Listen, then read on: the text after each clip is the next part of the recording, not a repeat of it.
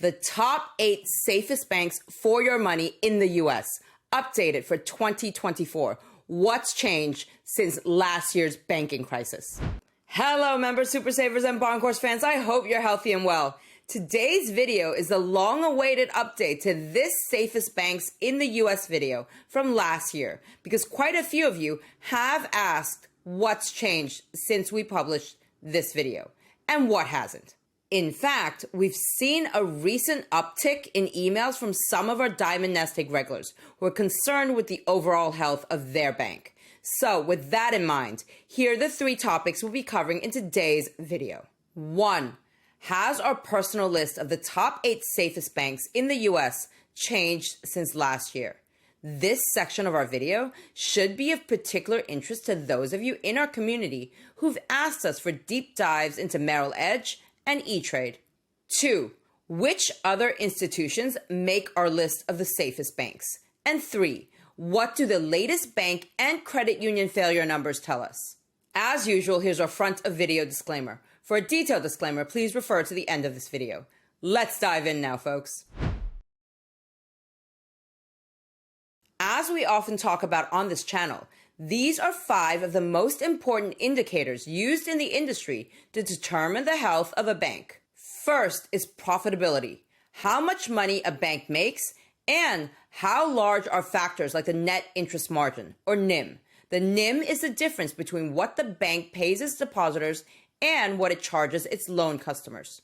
Second is provisions for loan and other potential losses. For example, how much the bank has already set aside to cover likely future losses on its loans, because not all borrowers will pay back 100% of what they initially borrowed. Third is capital and liquidity as a percentage of the balance sheet, meaning how much money is available to cover any additional losses from bad loans or other misadventures a bank may experience and that are not already covered by loan loss provisions or similar reserves. It also includes how much money is readily available in liquid cash. Fourth is any unrealized losses. For example, on held-to-maturity securities, which is a loss that a bank would incur if it had to sell its treasury or other debt securities before maturity, say because depositors are withdrawing money at a faster rate than the bank has liquid cash for. Note that in good years, a bank may also have unrealized gains as an additional reserve. And fifth is the bank's credit rating by independent agencies such as Moody's, Standard & Poor's, and Fitch. Now, all of these factors are informative and used often in the industry to assess a bank's health. We use them here at Diamond NestEgg as well, but as I've said before, when it comes to bank safety, these numbers alone don't necessarily tell the full story, because they're often more historical and backward-looking, and as such, may be less helpful when you want to predict what will happen in the future. In our mind, what ultimately makes your money and my money safe is government backing. And this government backing comes in 2 forms. The first, and probably most well known, is FDIC insurance, which nearly all banks have to have by law. FDIC insurance covers up to $250,000 per depositor per insured bank for each account ownership category.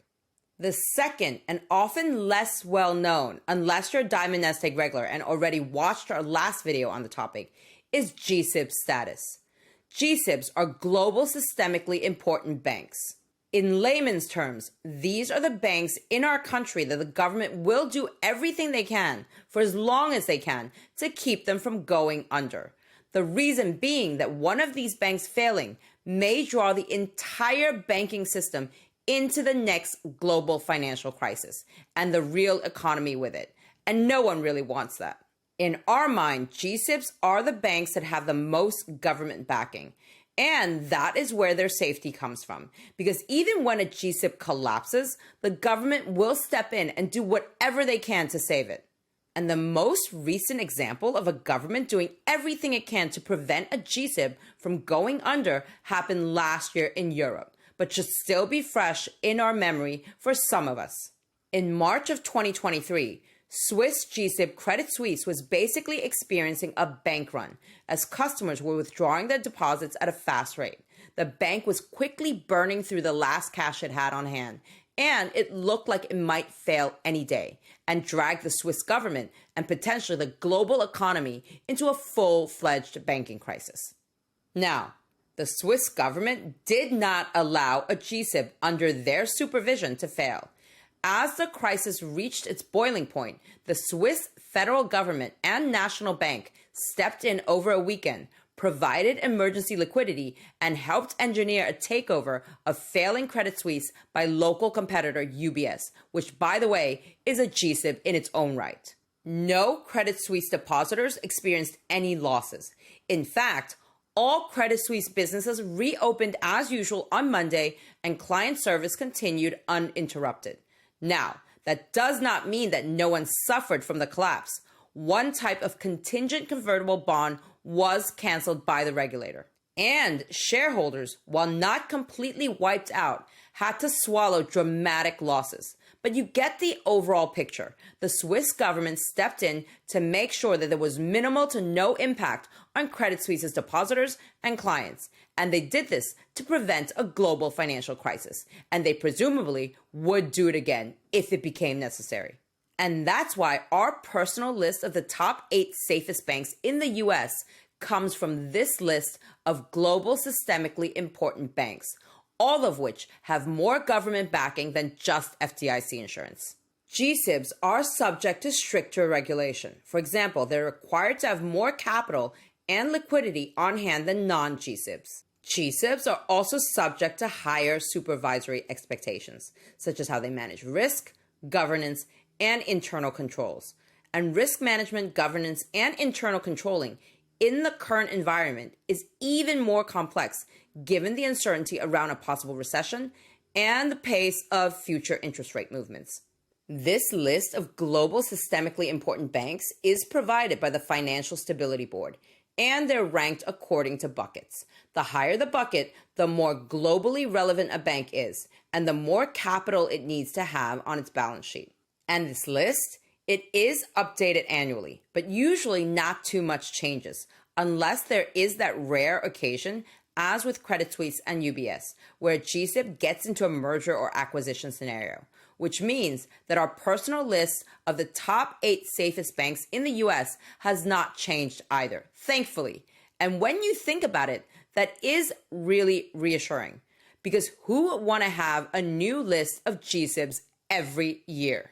So in bucket 4 at the very top is the GSIB that holds the most additional capital in percentage terms in its coffer, meaning it should be most able to digest and manage financial losses and external shocks.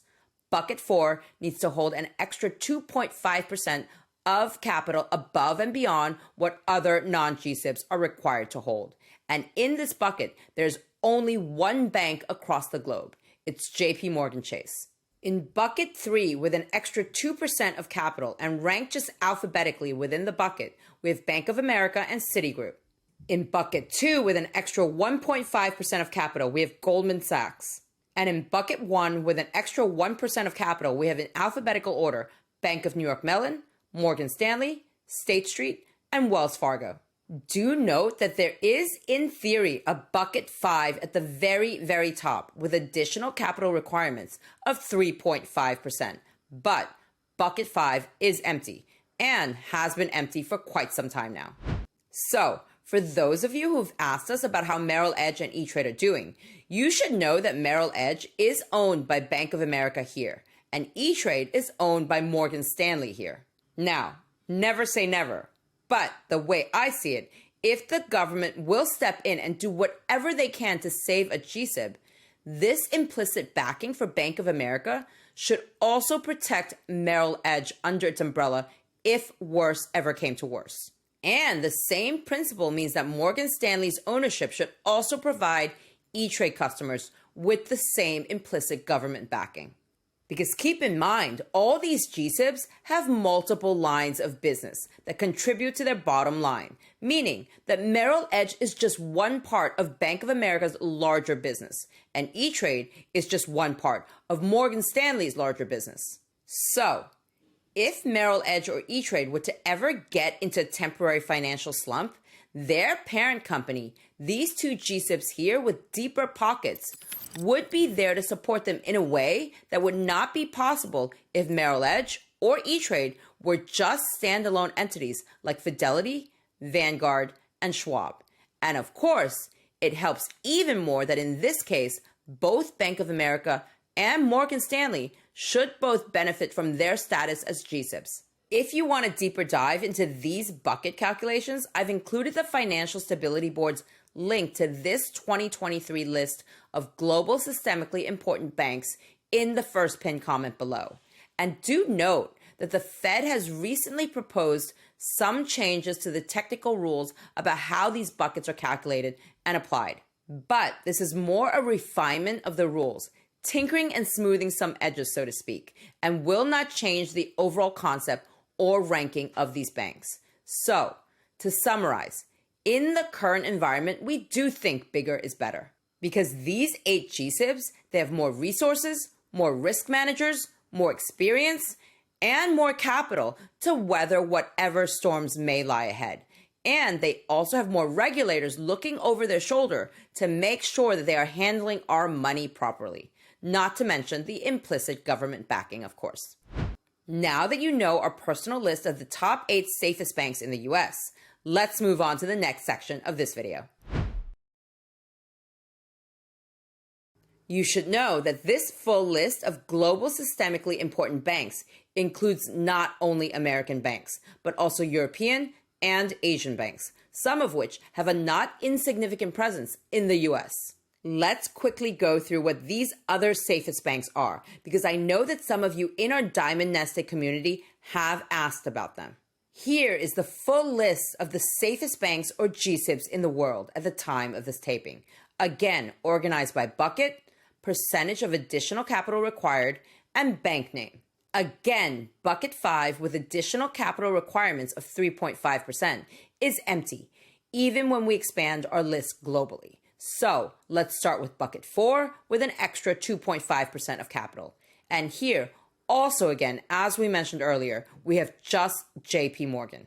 In bucket 3 with an extra 2% of capital, we now have Bank of America, Citigroup, and HSBC, ranked alphabetically as in the earlier table with just the top 8 safest banks in the US.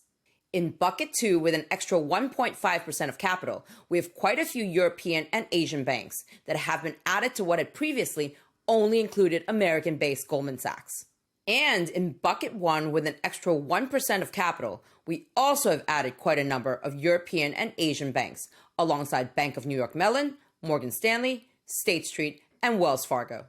So, curious minds want to know, do you keep your hard-earned money with any of these banks here? If not, who are you with and why? What do you love about your bank? Drop a comment below and let everyone know. Or perhaps you're with a credit union, because while the G-SIBs here take pole position in terms of safety, in our opinion, they can sometimes be lacking in other areas. Customer service and that extra personal touch, for example, come to mind. In any case, now that we've covered our personal list of the top 8 safest banks in the US, as well as some of the safest banks across the globe, let's talk about something on the opposite end of the bank safety spectrum.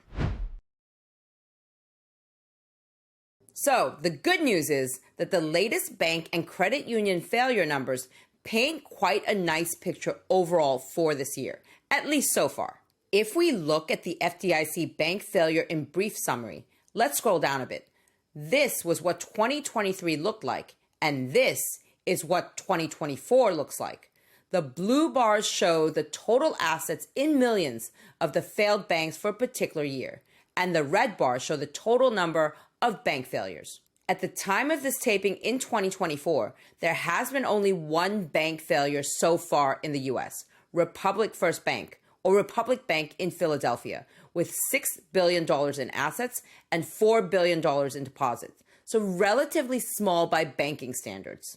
As you can see when you compare these numbers to 2023, which saw some more substantial bank failures in the US, with Silicon Valley Bank, First Republic, and others. But back to 2024.